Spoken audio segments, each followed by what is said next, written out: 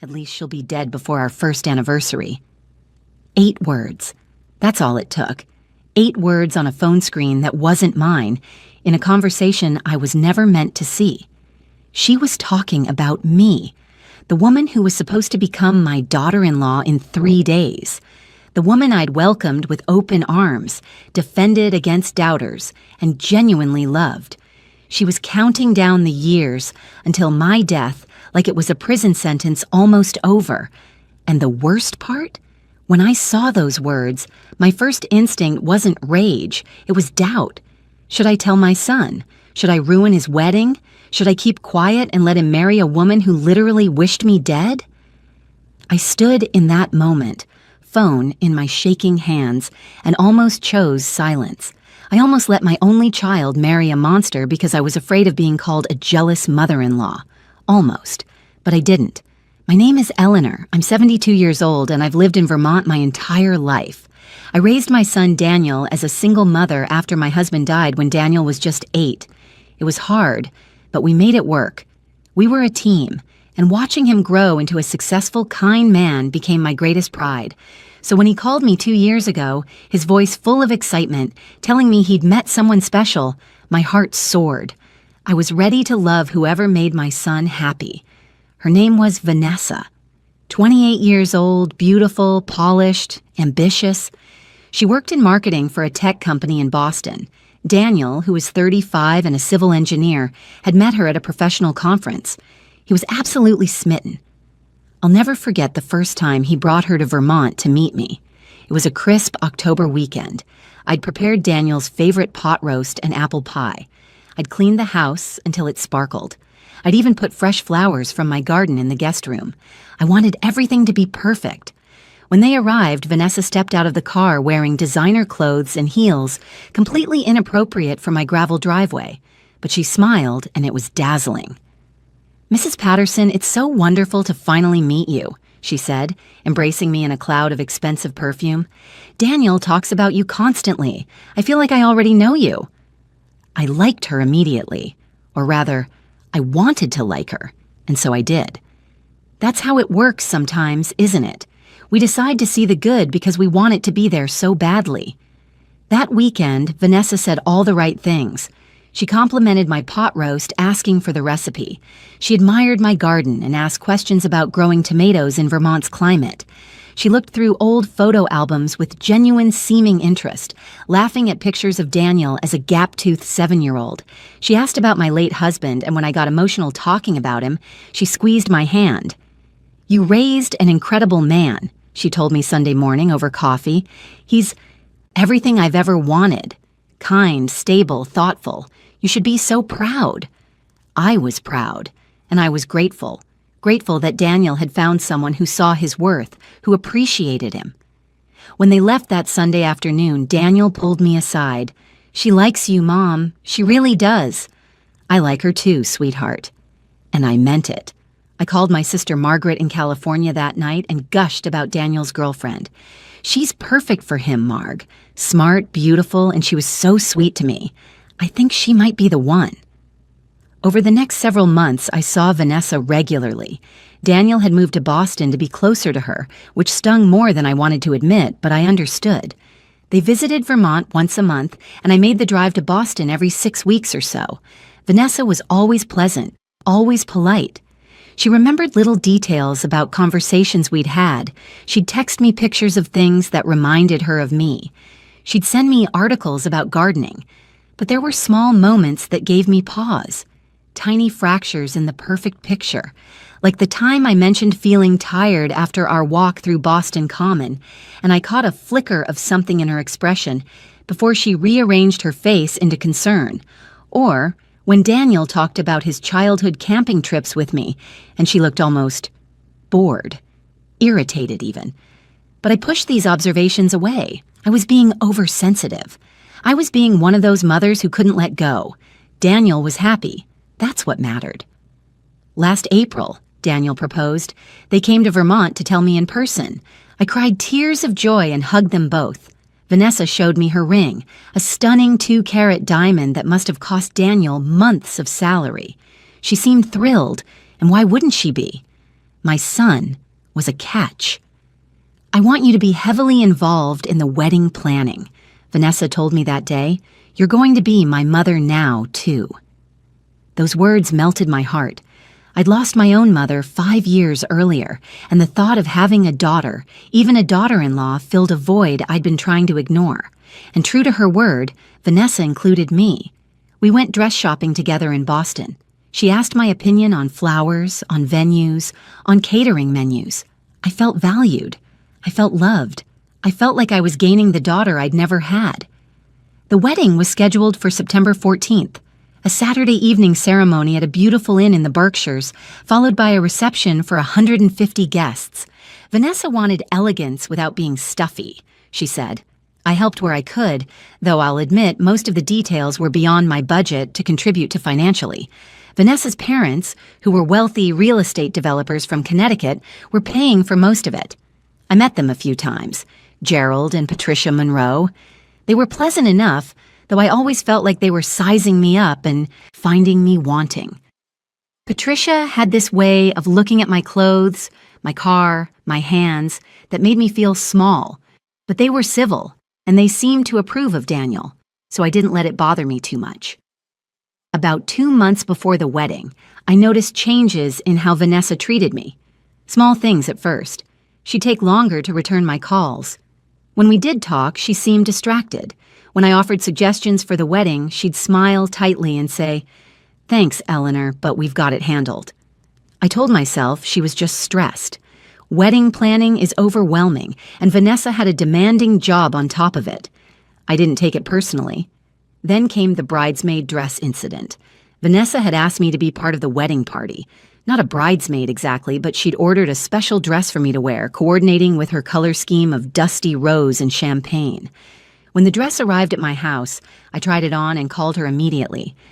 "Vanessa, sweetheart, I think there's been a mistake with the sizing," I said gently. The dress was at least 2 sizes too small. I couldn't get it past my hips. There was a pause on the other end of the line. "What size did you tell me you were, Eleanor?" "I told you a size 14, dear. This looks like a size 10. Another pause. "Oh, I must have written it down wrong. I'll handle it." Her tone was clipped, cold even.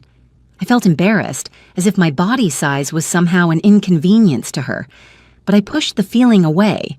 Mistakes happen. The second dress arrived 3 weeks later. This one fit, but it was unflattering in ways that seemed almost intentional. The cut made me look frumpy. The color washed me out. When I put it on, I barely recognized myself. But I didn't complain. It was her wedding, and I would wear whatever she wanted. 6 weeks before the wedding, Daniel called me. It was late evening, and he sounded exhausted in a way that went beyond physical tiredness. "Mom, I need to talk to you about something." My heart jumped into my throat. "What's wrong? Are you okay?" "I'm fine, it's just..." He sighed heavily. "It's Vanessa. She's been saying we should move to Connecticut after the wedding. Close to her parents. She says the opportunities are better there, and she wants to be near her family." Connecticut. That was 5 hours away from me compared to the 3 hours to Boston. I'd already been feeling the distance when he moved to Boston. Connecticut might as well be another country. "What do you think about that?" I asked, trying to keep my voice neutral. "I don't know. I love my job here. My life is in Boston. All my friends are here. But she seems really set on it. She's been looking at houses online, sending me listings. She's already started talking to recruiters there." He paused. "She also mentioned that maybe we should limit our visits to Vermont. She says the drive is too much with her career demands, and she can't be taking that much time off." Something cold and heavy settled in my stomach, like I'd swallowed a stone. "Daniel, does Vanessa like Vermont?" "She says she does." "That's not what I asked." There was a long, uncomfortable silence. I could almost hear him wrestling with the truth. "She says it's too quiet, too rural. She gets bored there." His voice got quieter. "Last time we visited, she spent half the weekend on her phone in the guest room. When I asked what was wrong, she said she just needed to catch up on work emails. But Mom, it was a Sunday." "And does she like spending time with me?" I asked, even though I wasn't sure I wanted to hear the answer. "Mom, of course she does. Why would you ask that?" I didn't have a good answer that wouldn't sound paranoid. Just promise me you'll make decisions based on what you want, not just what she wants. Marriage is about compromise, but it shouldn't be about losing yourself. I know, Mom. I will. He sighed again. I love you. I love you too, sweetheart. More than anything. After we hung up, I sat in my kitchen for a long time, staring at the magnet on my refrigerator. It was a photo of Daniel and me from his college graduation, both of us grinning, his arm around my shoulders, his graduation cap tilted at a funny angle. He'd looked at me that day with so much love and gratitude, thanking me for all the sacrifices I'd made to put him through school. I felt a creeping sense of dread that I couldn't name, a feeling that I was watching my son slip away, being pulled into a current I couldn't see but could feel, and I was supposed to just smile and wave from the shore. 4 weeks before the wedding, Vanessa had her bachelorette party in Miami. She'd invited me, but I'd declined. Sitting on a beach with a group of 20-somethings drinking cocktails didn't sound like my idea of a good time, and I think we both knew the invitation was just a formality. Still, I'd sent a gift basket to her hotel with champagne and bath products, wanting to show I supported her celebration even if I wasn't there. She never thanked me for it, but her best friend Chelsea, who'd always been kind to me, called me a few days after they returned. Her voice had that careful quality people use when they're about to deliver bad news. Eleanor, I wanted to touch base with you. Is everything okay? I asked, already feeling my stomach tighten. Yes, everything's fine. The trip was fun. She paused. I just wanted to tell you that Vanessa had maybe a little too much to drink one night, and she said some things. I sat down at my kitchen table, gripping the phone tighter. What kind of things? She was venting about wedding stress. She mentioned that having you involved had been more work than she expected, that you had outdated ideas and didn't understand her vision. Chelsea's voice dropped lower. She also said something about how she'd have to put up with your interference for years, but at least it wouldn't be forever. The phrase, wouldn't be forever, stuck in my mind like a thorn. What did that mean? I'm only telling you this because I don't think she meant it, Chelsea continued. She was drunk and stressed, but I thought you should know in case there's been any tension. I see. Thank you for telling me, Chelsea. After we hung up, I felt sick, but I rationalized it the way I'd rationalized everything else. She'd been drunk. People say things they don't mean when they're drunk and stressed. Maybe I had been overbearing with my suggestions. Maybe I needed to step back and give them more space. So that's exactly what I did. I stopped calling as often. I stopped offering opinions on wedding details. I waited for Vanessa to reach out to me.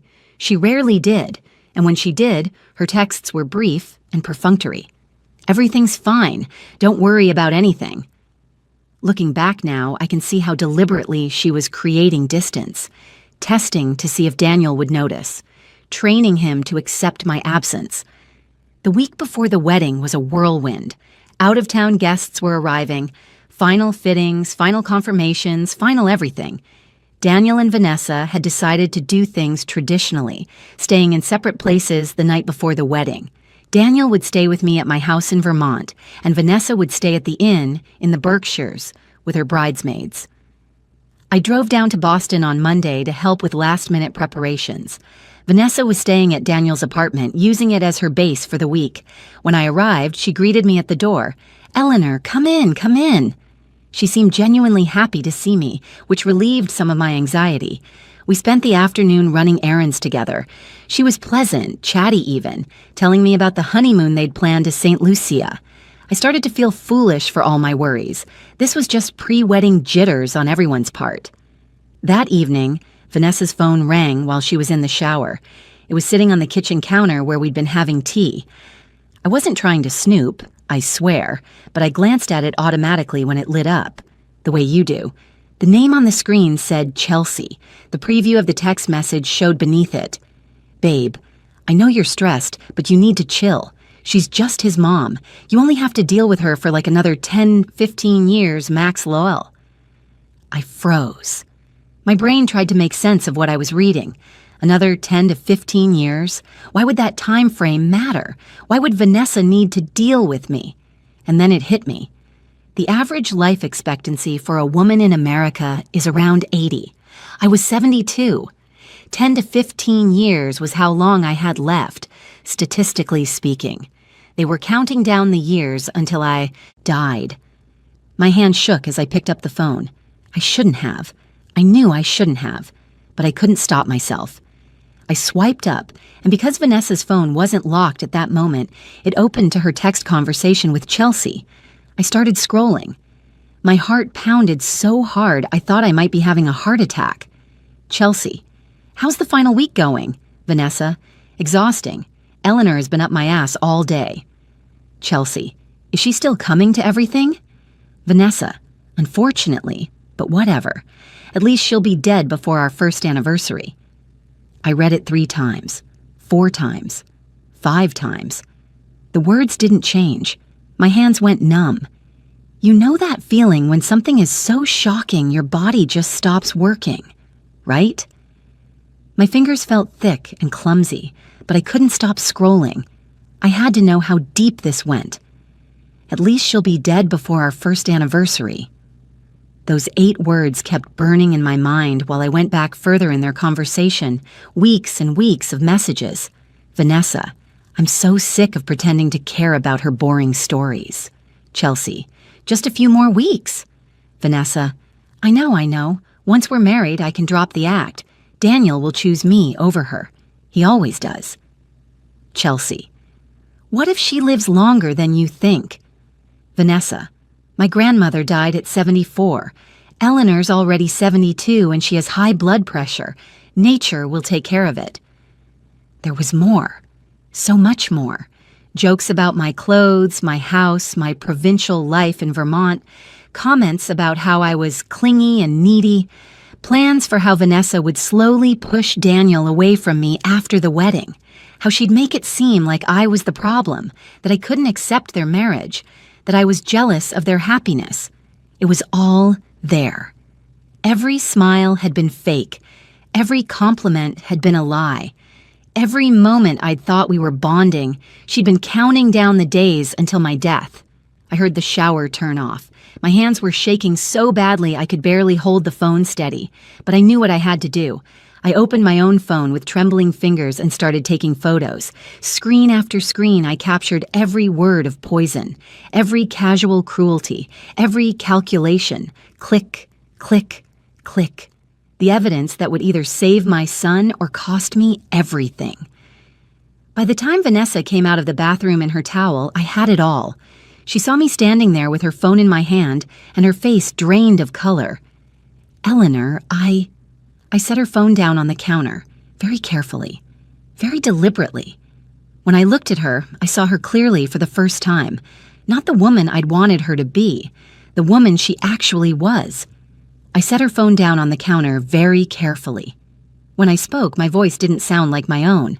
"I think I should go back to my hotel now." "What did you see?" Her voice was sharp now, defensive. "Enough. Eleanor, please. Let me explain. Those messages, they're not what? Not real. Not what they seem." I looked at her, really looked at her, and wondered how I'd ever thought she was beautiful. "You wished me dead, Vanessa, multiple times. You've been counting the years until I die." Her jaw tightened. For a moment, I saw something flicker across her face. Not remorse, not shame, annoyance, as if I was being inconvenient by discovering her cruelty. "You're overreacting," she said flatly. "Those were private conversations. You had no right to look at my phone." "Private conversations where you discussed how you can't wait for me to die? I never said that. At least she'll be dead before our first anniversary." That's a direct quote. She had the audacity to roll her eyes. "God, it was a joke, Eleanor. Chelsea and I joke around like that. You wouldn't understand." "What wouldn't I understand? How to be cruel. How to deceive someone who loves you." "You know what?" Vanessa's voice turned cold. "Maybe this is for the best. Maybe we should clear the air. Yes, I find you exhausting. Yes, I think you're overbearing. Yes, I've been counting down the time until I don't have to pretend to care about your quaint little life anymore. But I love Daniel, and I'm going to marry him, and there's nothing you can do about it." I felt like I'd been slapped. "You think Daniel will marry you after he hears about this?" She laughed, actually laughed. "You think Daniel will believe you? His bitter, lonely mother who can't let him go? Eleanor, I've been preparing for this. I've been telling Daniel for months how you've seemed jealous, how you've been passive-aggressive.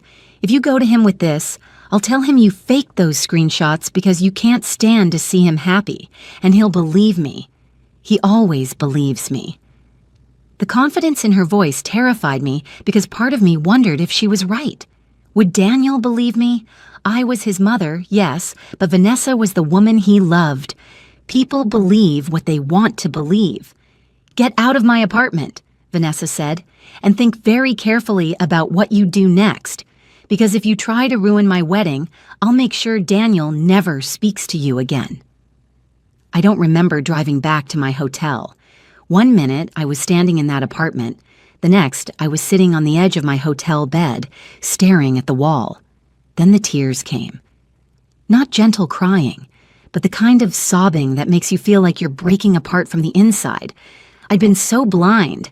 Every red flag I'd painted green, every cold moment I'd made excuses for. I'd wanted a daughter so desperately that I'd let myself be played. And Vanessa's words kept circling in my head. He always believes me. Was she right? Would Daniel choose her over the evidence, over me? I'd watched him defend her for months. When I'd felt hurt, he'd told me I was being too sensitive. When I'd questioned her, he'd gotten upset with me. I looked at the screenshots on my phone. The evidence was damning. But evidence doesn't always matter when someone's in love, does it? People believe what they want to believe. I could show Daniel these messages and watch him crumble, or watch him choose her anyway and lose him forever. Either way, I might lose my son. But if I said nothing, he'd marry a woman who'd been counting down the days until I died, who'd spend their marriage slowly cutting me out of his life, turning him against me, waiting for nature to take care of the problem that was me. There was no good choice, just the least terrible one. The rehearsal dinner was scheduled for Friday night, the day before the wedding. Vanessa's parents were hosting it at an expensive restaurant in the Berkshires. All the wedding party would be there, plus close family. About 40 people total. I called Chelsea, Vanessa's friend. "Chelsea, it's Eleanor. I need to talk to you about something important." There was a pause.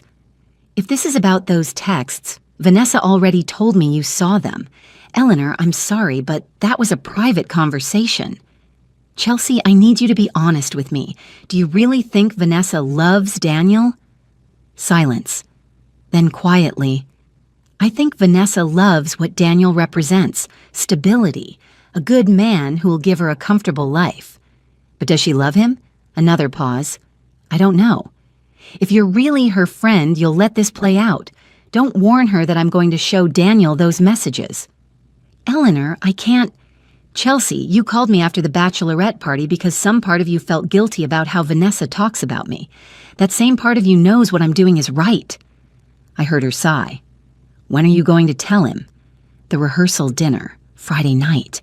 That's cruel." "Not as cruel as wishing someone dead because they're inconvenient." Chelsea didn't respond to that, but she didn't say she'd warn Vanessa either. Friday arrived too quickly and not quickly enough. I dressed carefully that evening, choosing a navy dress that made me feel dignified. I looked at myself in the mirror and barely recognized the woman staring back. I looked older than I had a week ago. Tired, but there was something else in my eyes. Determination. The restaurant was beautiful. Warm lighting, elegant table settings, soft music playing. Vanessa had spared no expense. She and Daniel stood at the entrance greeting guests. Daniel looked happy, handsome in his suit.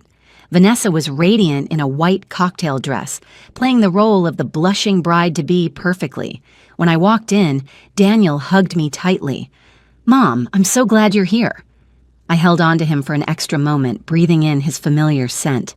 "I love you, sweetheart." "I love you too, Mom." Vanessa air-kissed my cheek, her smile brilliant and empty. "Eleanor, you look lovely." I didn't return the compliment. I just nodded and moved past her to find my seat. The dinner progressed through its courses. salad, soup, the main course. People gave toasts. Vanessa's father talked about how proud he was of his daughter. One of the groomsmen told a funny story about Daniel from college. Everyone laughed at the appropriate moments. It was picture perfect. I waited until dessert was served, until everyone was full and happy, their defenses down. Then I stood up, my wine glass in my hand. "I'd like to propose a toast," I said. Daniel smiled at me. "Mom, you don't have to. I insist." The room quieted down. All eyes turned to me. I saw Vanessa's face, her smile frozen, something wary in her eyes. "I want to talk about honesty," I began. My voice was steady, clearer than I'd expected. When we love someone, we owe them honesty, even when it's hard, especially when it's hard. I looked directly at Daniel. "Son, I need to show you something. Right now, in front of everyone, because I need witnesses to this." "Mom, what are you talking about?" Daniel's smile was fading, confusion replacing it. I pulled out my phone and opened the photos. 3 days ago, I accidentally saw a text message on Vanessa's phone. What I found when I looked further changed everything. Vanessa stood up abruptly, her chair scraping loudly. "Eleanor, don't do this. Don't you dare. At least she'll be dead before our first anniversary." I read aloud. "That's what your fiancé said about me, Daniel. She was talking about how she only has to tolerate me for 10 to 15 more years before I die." The room went silent, completely, utterly silent. 40 people, and not one of them moved. I could hear someone's sharp intake of breath. I could hear the clink of a fork being set down on a plate. Daniel looked at Vanessa, and I saw hope dying in his eyes. Hope that this was a misunderstanding. Hope that I was wrong. "What is she talking about?" "She's lying," Vanessa said, but her voice came out too fast, too sharp. "She's been trying to sabotage our wedding because she can't let you go." "I have screenshots," I said calmly. I walked over to Daniel, my heels clicking on the hardwood floor. Every eye in that room followed me. "Read them yourself, sweetheart." Daniel took the phone. His hands were shaking. I wanted to look away from his face, to spare myself watching my son's heart break in real time. But I couldn't. I needed to see this through. His eyes moved across the screen. At first there was just confusion. Then his eyebrows drew together. His jaw clenched. I watched the color drain from his face as he scrolled, and scrolled, and scrolled, each swipe down revealing another layer of betrayal. His breathing got faster, shallower. When he finally looked up at Vanessa, there were tears in his eyes. But behind the tears, there was something else, something harder. "Vanessa," he said, and his voice was so quiet everyone leaned forward to hear. "Tell me this isn't real." "Daniel, baby, please." She took those out of context. "Chelsea and I were just venting. Everyone vents about their in-laws. You said you couldn't wait for my mother to die." The flatness in his voice was worse than anger. It was the sound of love dying. "You calculated her life expectancy." "I didn't mean it like that." "How else could you possibly mean it?" He kept scrolling, and with each new revelation, I watched him flinch like he'd been physically struck. "Once we're married, I can drop the act. He'll choose me over her. He always does." "Vanessa." His voice broke. "What is this? Who are you?" She reached for him, but he stepped back. "Daniel, please. I love you. Those messages, they were just me being stressed. Your mother has been difficult." "Difficult?" Daniel's voice rose. "My mother has bent over backwards for you. She welcomed you into her home. She helped plan this wedding. She loved you. And you've been counting down the days until she dies?" Vanessa's mask was slipping. I could see the panic in her eyes, but beneath it, that same annoyance I'd seen in the apartment, as if we were all being unreasonable. "You're seriously going to take her side?" Vanessa said. "After everything we've planned? After everything I've done for you?" "What have you done for me?" Daniel asked. "According to these texts, you've been lying to me for our entire relationship, pretending to care about my mother, manipulating me into defending you against her." People were watching in stunned silence. Vanessa's mother stood up. Daniel, I think everyone's emotions are running high. Maybe we should discuss this privately. No, Daniel said firmly. I think everyone here should know exactly who I almost married. He looked at Vanessa, and there were tears in his eyes. Did you ever love me? Or was I just stability and a comfortable life like you told Chelsea? Vanessa's face hardened.